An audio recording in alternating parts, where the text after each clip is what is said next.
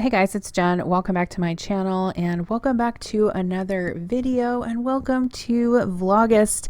I'll be posting a video every day during the month of August, so I'm super excited for that. Make sure that you are subscribed so you can come back, hang out with me every day. I've got an awesome what's for dinner video for you today. I'm sharing some delicious recipes that I've made over the past several weeks, so let's get started.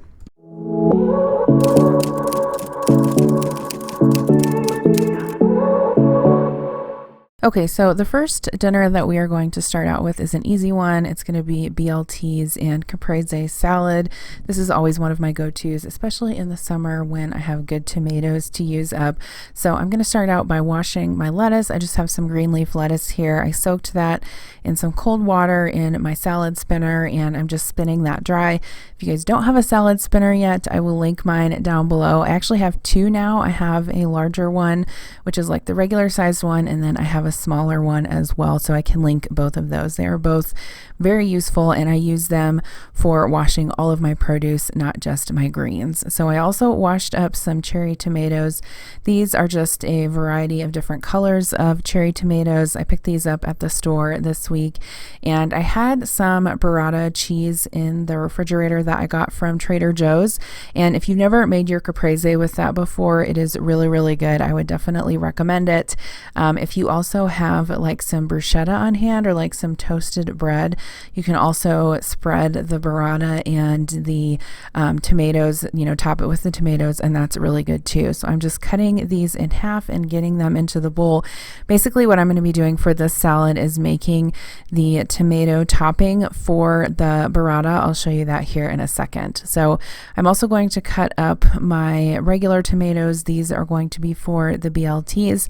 I'm using my knife, which is definitely my favorite knife for cutting tomatoes. It makes it so easy. This video is not sponsored, but you guys know I talk about Misen all the time, and I definitely love their knives. So I have my halved tomatoes in a bowl here. I'm just going to season those with some salt and pepper, and then I'm also going to take some basil and tear that off of the stems. I do keep a basil plant on my back deck during the summer, and that comes in super handy for all herbs, but I mostly really like to have it for the basil, although I have like dill and mint and other things out there as well. So I'm just going to roll those leaves tightly together and give them a good chop, and I'll get those into the bowl with the tomatoes and the salt and the pepper. I like to add a little bit of olive oil to mine, and then I usually also add some red pepper flake. That part is optional. I particularly like it because I like the little bit of spice, but you can leave that out if you don't want it. And then I'm just going to give that a toss. Thinly sliced red onion is also really good in here, or green onion as well. So I'm just going to take my burrata. I have drained that, and I'm going to place it on a plate. And then I'm just going to take that tomato mixture and spoon it over the top of the cheese. And then I'll show you how I serve it up here in a little bit. So I also had some strawberries in the refrigerator that I needed to get washed up. So I soaked those in my salad spinner and dried them off. And I'm just slicing those into a bowl, and I'll set those off to the side, and we can have them on the side with our sandwiches and salad.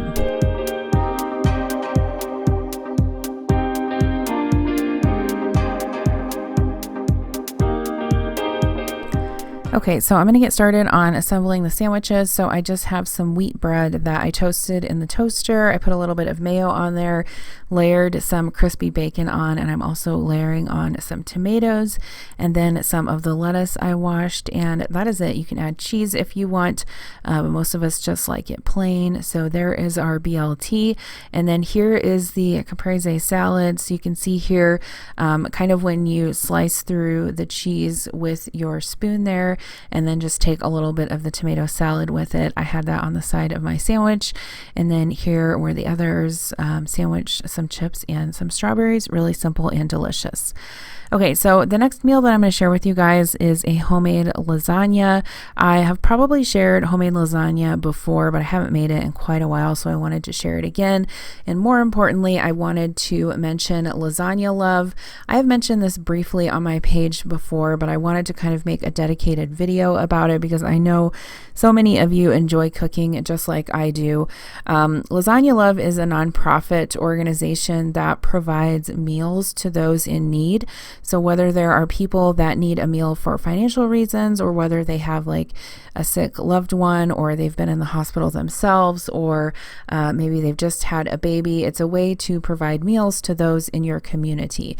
So basically, I will leave a link in the description box below. And if you are either in need of a lasagna, or even better, if you would like to make lasagnas for those in need, please check out the links below. I'm flashing up on the screen here all of the areas of the United States that need lasagna chefs. If you are in any of these areas, Danville, Illinois, Southern Illinois, Joplin, Missouri, Port Huron, Michigan, Springfield, Missouri, Lancaster and Palmdale, California, Bronx, New York, Fayetteville, North Carolina, Hawaii, Central Indiana, all of Mississippi, many rural areas around the country, Southern and Eastern Vermont, Northern and Western Minnesota, Yuma, Arizona, Central Indiana, Memphis, Tennessee, and Eastern Kentucky, Riverside and Lake Elsinore, California, Los Angeles, zip codes 90001, 90040, and 90044, Alaska, Maricopa, Casa Grande, Kingman, Coolidge, Bullhead City, Arizona, and all of Las Vegas. Please check out the link in the description box below and consider volunteering some of your time to make lasagnas for those in need. Even if you aren't in these areas and you would like to check it out, please do. I am part of this great organization, and it is awesome to make meals for those in need. So I'm going to be sharing with you how I am making my lasagna this week, and happy National Lasagna Day to those in the United States. I have some ground beef here, some ground pork, and also some chicken sausage that I'm browning up in a Dutch oven. Kind of just decided to clean out my freezer of all of the meat in there and make all of this together into a marinara sauce for my lasagna tonight. So once that was totally cooked through, I drained it and I added my jar of Bertolli marinara sauce. This was a new kind that I hadn't tried before, and it was really good. I'm just going to stir that together and let it warm through.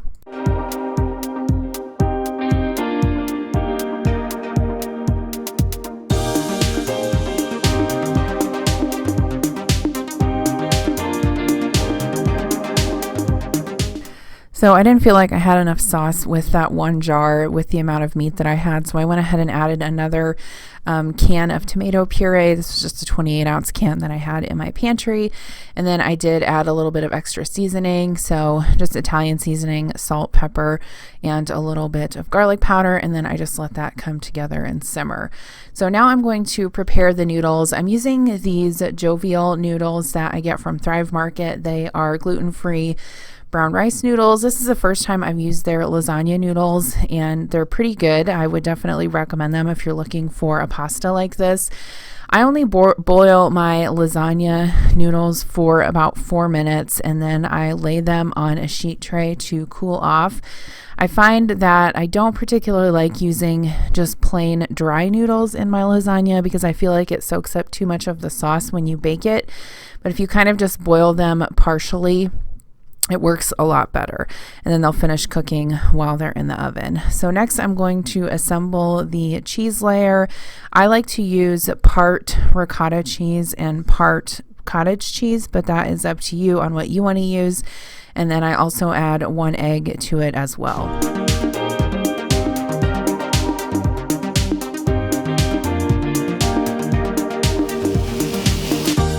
I'm also going to add some grated Parmesan cheese, and then I season it with salt, pepper, and usually some dried Italian seasoning. You can use dried thyme, dried parsley, whatever you have on hand. And then I'll kind of just incorporate everything together with a fork until it is nice and combined. I don't use a recipe for my lasagna anymore just because I've made it so much, but I'll try to find one online that's similar to the one that I make and link it down below. I didn't have any pre-shredded mozzarella cheese on hand, so I'm going to go ahead and shred it myself. I did have a block of just plain mozzarella cheese, so I'm just shredding that on my box grater. I've been trying to kind of use up what I have in my fridge and pantry and freezer before I buy new over the past couple weeks. So today I'm making my lasagna lasagna in just an 8x8 container because we're just going to be eating it here at home. I added some sauce to the bottom so that the noodles don't stick, and then I'm just layering in 2 of those lasagna noodles, and this turned out a little bit messy because the noodles curled up on me, but that's fine. Everything tasted just great. After the noodles, I layer it with the cheese mixture, and then I layer some more meat sauce on top of that. And then I just sprinkle a little bit of mozzarella cheese in between the layers and start again with the noodles. So it goes noodles, ricotta cheese mixture, a little bit of meat sauce, mozzarella, and then lasagna noodles. One thing you also want to keep in mind is that the noodles will expand a little bit as the dish bakes. So make sure that you don't overfill it. And if it is a little bit overfilled, go ahead and place it on a baking sheet to catch any drips before you put it in the oven.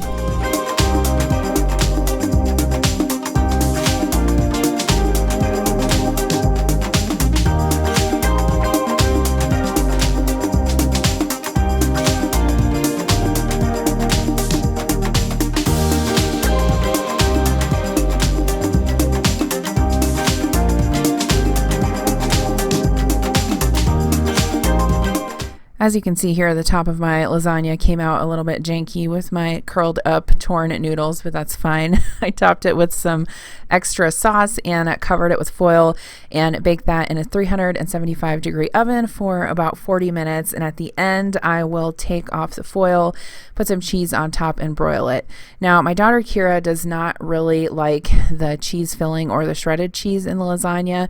So normally when I make lasagna, I just make her a little separate one. I have these little Le Creuset casserole dishes that I picked up randomly in a store a long time ago. And so for her, I just layer the lasagna noodles with the sauce and a little bit of Parmesan cheese. And she is very appreciative of that because, like I said, she doesn't like the cheese filling. So I baked that along with the other lasagna. And then when that came out of the oven, I took the foil off. I sprinkled some cheese on top, a little bit of Colby Jack, and a little bit of mozzarella. And then I broiled that for about 5 minutes. And this is what it looked like when it was done. I garnished it with some fresh basil. This turned out so good. It really hit the spot. Even with those gluten-free noodles, I could not tell the difference between this and regular lasagna. I would definitely recommend them. We served it with a salad with a little bit of ranch dressing, and it was really delicious. Like I said, I haven't made a lasagna in a while, and it turned out so good. Would definitely recommend. And please, if you have time on your hands or if you would like to volunteer, please check out Lasagna Love.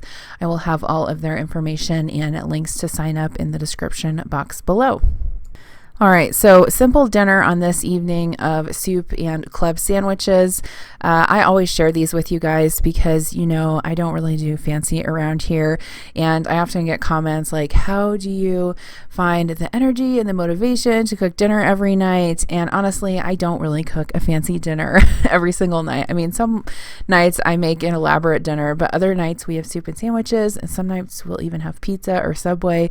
So don't get down on yourself. I just like to share with you guys everything that we have, not just the complicated things, but the simple things too. So I did heat up some good old Campbell's chicken noodle soup. I had some extra tomatoes, so I sliced those up.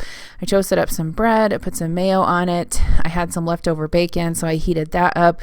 We also had some turkey meat in the fridge, and then I just assembled these sandwiches with some cheese and lettuce and tomato, and we had the soup on the side. And honestly, it was a very simple dinner, but sometimes you need something like this, especially when you have a really busy and stressful day.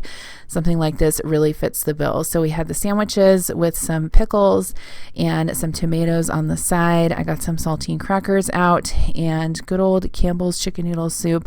I always keep some of that in the pantry just for a quick dinner or if one of us gets sick, but it was a delicious meal nonetheless. Okay, so I'm going to share with you guys how I make my Swiss steak, and I did share this in a weekend prep video, so apologies for the redundancy, but I know that some people just watch my what's for dinner videos, so I like to share them here as well.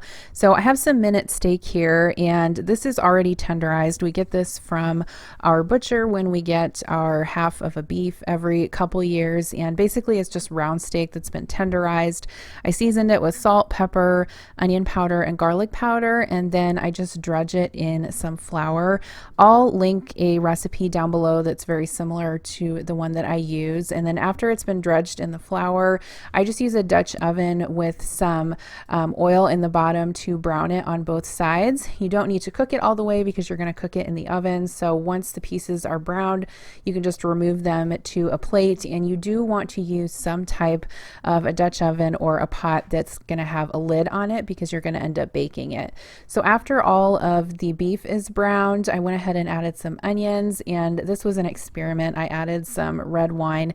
I don't always do that, but I saw a recipe on the internet that had some in it, so I decided to try that. And then I added about a cup of beef broth, and then you just want to kind of simmer that so that the onions can cook a little bit, and try to scrape all of that brown goodness, all the fond, off the bottom of the pan. This is a Lodge Dutch oven, and I really like it. I've had it for quite a few years. I got it on Amazon. It was pretty inexpensive. After that reduces a little bit, I added about 6 ounces of tomato paste. This is just to thicken up the sauce and give it that tomato flavor. I also have 2 cans of tomatoes. One is like a seasoned tomato sauce, and the other is just diced tomatoes. You can use whatever tomatoes you have on hand. If you have pureed, diced, or tomato sauce, it works. All of it works. So basically just stir that all in after you get the tomato paste incorporated. And I know it sounds kind of weird, but if you guys have never had Swiss steak before, trust me, it's really, really delicious. So once I got all of the tomato paste worked in, I added the rest of the tomatoes, and then I'm going to put the steak back in. So you want to make sure that when you put this back in, that you kind of nestle the meat down into the sauce. If you leave it exposed, it will have a tendency to burn. And what you want is for the beef to simmer in the sauce in the oven for about 3 hours. Usually I bake this, I think at 375 for 2.5 to 3 hours, and it comes out super tender. I always serve this particular meal with mashed potatoes and then a veggie on the side. So make sure if you have quite a bit of steak that you choose a pot that's big enough. So after all the steak is in there, you just want to bring that up to a simmer, and then you're going to put a lid on it and put it into the oven. If you don't have a Dutch oven, I think you could also do this in like a glass baking dish, and just make sure that you cover it really tightly with foil when you put it in the oven. I really like Dutch ovens because obviously they can go from stovetop to oven with no muss, no fuss. It's really fantastic. So I'm going to pop the lid on that, put it in the oven. After that was done, I pulled it out, and I'm going to start on the rest of my dinner. So I'm boiling up some potatoes to make some mashed potatoes. Here is the Swiss steak. You can see here, don't worry about it looking burned on the outside. That always does that from the splatter of the tomato sauce. But the meat always turns out super tender. And then I also made some corn to go with it. This is just corn that I steamed up with butter and salt and pepper. I mashed my potatoes with some sour cream, some milk, a little bit of butter, salt, and pepper.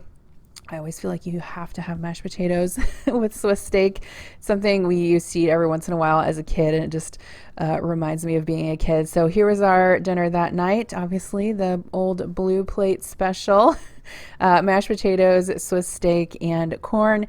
And I'm going to show you how tender it is, how I can cut it with my fork. Make sure that you leave it in there the 2.5 to 3 hours so that it comes out like that. Really delicious. I would definitely recommend it. Okay, so the next meal that I'm going to share with you guys is just some pork chops, and I'm also going to make some veggies on the side. So I have some loin chops here that I seasoned with some seasoning and salt and pepper. I did dry those off on paper towels just to make sure they were nice and dry. That will help us get a really good sear on them. And then I do like to season my pork chops a little bit ahead of time, and I kind of just let them sit while I'm preparing the rest of the meal, and we'll go ahead and sear those in a little bit in a skillet. I am going to go back to roasted green beans. I tried roasting green beans, I don't know, it was probably several months ago now, and I think I overcooked them, and my family was like, we don't like these, we'd rather have them steamed, but I thought I would give these another try. And I think the key is cooking them for longer on a lower temperature and just making sure that you shake the pan throughout so they don't get too crispy and burnt. But once I trimmed all the green beans, I put them on a foil lined baking sheet, drizzled them with olive oil, and just seasoned them simply with salt and pepper. And then after they were almost done, I did add some cashews to the pan, shake it around, and put it back into the oven. And the combination of the green beans with the roasted cashews was really good. I would definitely recommend that. So while those are cooking, I'm going to slice up an onion. And this was a paleo / keto dish, I guess you could say. And so what we went ahead and did was served the pork chops on top of the sauteed veggies and then put the green beans on the side. So for the sauteed veggies, I'm just slicing up an onion, and then I'm also going to slice up some red bell pepper. And I just have a skillet off to the side there with a little bit of olive oil in it. And I'm going to saute these over medium heat until they are crisp tender, along with some shredded carrots. And if you guys wondered where I got my Fleetwood Mac shirt, it is from my friend Mackenzie, who has a YouTube channel. You guys might be familiar with her. Her YouTube channel is called Carla Mackenzie. So I'll try to find her shop and link it down below. She has a ton of fun graphic tees. So here are my veggies that I'm just sauteing in my non-stick skillet with a little bit of olive oil. Make sure that you season those really well. And then once my pork chops had a good sear, I'm just turning them over, and I will add a little bit of broth to the pan and let those just kind of cook and simmer until the broth is a little bit reduced. There are my cooked veggies and my green beans with cashews. Now, the one thing that I like to do when I make pork chops is I like to slice them really thinly across the grain before I plate them up. I just find that this makes the pork chops a lot more tender, and they're much easier to eat, not just for my kids, but for us as well. But here is that final plated dish. So we had the veggies with the seasoned pork chops and green beans on the side. That is going to be it for today's What's for Dinner video. Thank you guys so much for coming along with me. As always, thank you for your support. Don't forget to come back tomorrow for another day of VLOGUST. I will see you then. Bye.